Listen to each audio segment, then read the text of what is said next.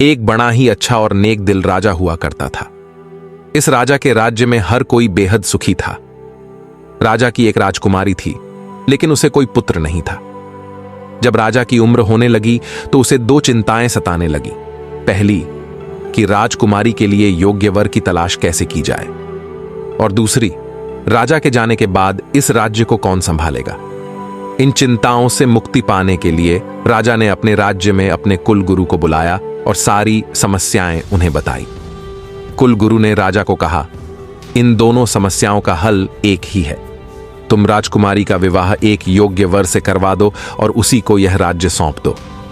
गुरु ने कहा, योग्य वर तलाश करने के लिए ज्यादा कुछ करने की आवश्यकता नहीं है। तुम ऐसे सभी युवाओं को अपने राज्य में स्वयंवर के लिए बुलाओ जो तुम्हारे हिसाब से राजकुमारी के लिए अच्छे रहेंगे, लेकिन स्वयंवर से पहले उन सभी को अपने महल में भोजन कराओ। उनका भोजन समाप्त हो जाने पर मैं तुम्हें राजकुमारी के लिए और इस राज्य को संभालने के लिए योग्य कौन है, इस बारे में बता दूंगा। गुरु के आदेश अनुसार राजा ने अपने राज्य के और अड़ोस पड़ोस के राज्य से कई युवाओं को अपने महल पर आमंत्रित किया। इस आमंत्रण में श्रीमंत और गरीब दोनों तरह के युवाओं को बुलाया गया था। सभी को राजमहल में खाना खिलाने के लिए बिठाया गया। कुलगुरु उस वक्त वहीं पर हाजिर थे और सभी युवाओं को बड़े ध्यान से देख रहे थे।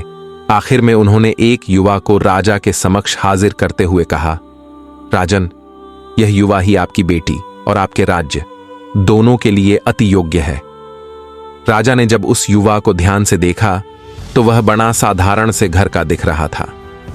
राजा ने गुरु से पूछा कि आप कैसे इस निर्णय तक पहुंचे कि यही युवा राजकुमारी और राज्य के लिए योग्य है। तब गुरु ने राजा को बताया कि जब सब लोग भोजन कर रहे थे तब ज्यादातर युवाओं ने या तो जरूरत से ज्यादा खाना ले लिया था या फिर जितना लिया था उसको पूरी तरह खाया नहीं था। बस एक यही युवा था जिसने अपनी थाली में अन्न का एक भी कण नहीं छोड़ा। गुरु की बात सुनकर राजा को यह समझ में नहीं आया कि केवल खाना पूरी तरह से खाने पर कोई राज्य संभालने के लिए योग्य कैसे साबित हो सकता है। राजा के चेहरे को पढ़कर गुरु को यह पता चल गया कि राजा के मन में अभी भी शंका बची हुई है। तब गुरु ने राजा से कहा, तुम्हारे मन की शंका पूरी तरह समाप्त हो जाएगी। तुम इस युवा से ऐसा करने का कारण पूछो। राजा ने युवा से पूछा, तुमने अपनी थाली का एक एक कण क्यों खा लिया? क्या तुम्हें बहुत ज्यादा भूख लगी थी? युवा ने राजा के प्रश्न का उत्तर देते हुए कहा, महाराज, ऐसा नहीं है। इसके पीछे 3 कारण हैं जिनकी वजह से मैं ऐसा करता हूं। जैसा कि आप देख रहे हैं, मैं बहुत ही साधारण परिवार का दिखता हूं। जब हम सब परिवार के लोग घर पर खाना खाने बैठते हैं तो हमें परोसा गया अन्न का हर एक दाना अच्छी तरह से खाते हैं। ऐसा करने के पीछे का पहला कारण है पिता के प्रति आदर।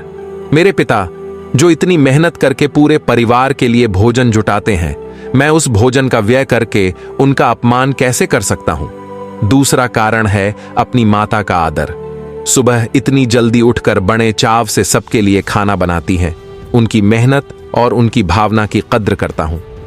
तीसरा कारण भी उतना ही महत्वपूर्ण है, क्योंकि यह हमारे देश के अन्नदाता यानी किसानों से संबंधित है, जो दिन रात ठंडी गर्मी हर तरह का मौसम बर्दाश्त करके धरती का सीना फाड़ के अथक प्रयासों से अनाज पैदा करते हैं। अब आप ही बताइए कि मैं जो करता हूं वह सही है या गलत। राजा उस युवक के विचार सुनकर बहुत खुश हो गए और अब उन्हें 1% की भी शंका नहीं रही। उन्होंने खुशी खुशी उस युवक से अपनी राजकुमारी की शादी करवा दी। कुछ समय बाद अपना राजपाट भी उसे सौंप दिया, जो उसने बहुत अच्छे से संभाला। दोस्तों, हमें जब भी किसी व्यक्ति को परखना हो, उसके बारे में कोई राय बनानी हो, तो सबसे पहले उसका व्यवहार देखना चाहिए, क्योंकि आचार वैसा ही होता है जैसे लोगों के विचार होते हैं।